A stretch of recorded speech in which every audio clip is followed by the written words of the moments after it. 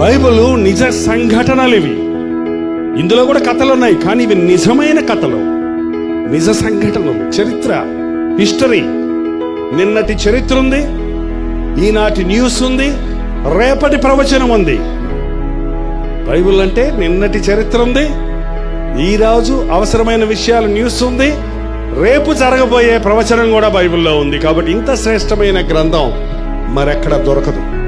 పాస్టర్లు, సేవకులు, ఉజ్జీవ కూటాలు అస్తమానం మీకు ఉండవేమో గాని మీ ఇంటిలో, మీ చేతిలో, మీ దగ్గరే దేవుని వాక్యం ఉంది.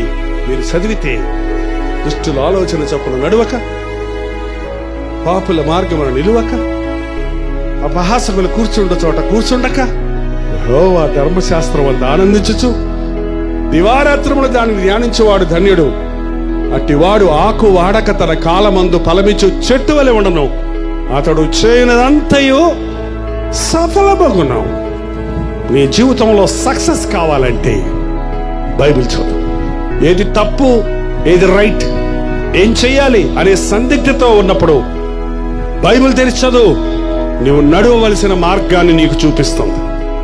ఎటు తోచని పరిస్థితుల్లో, ఏమి తెలియని పరిస్థితుల్లో, అంత అయోమయంగా ఉన్న పరిస్థితుల్లో, ఏం చేయాలో తెలియనప్పుడు యేసయ్యా అని ప్రార్థించి బైబిల్ చదువు.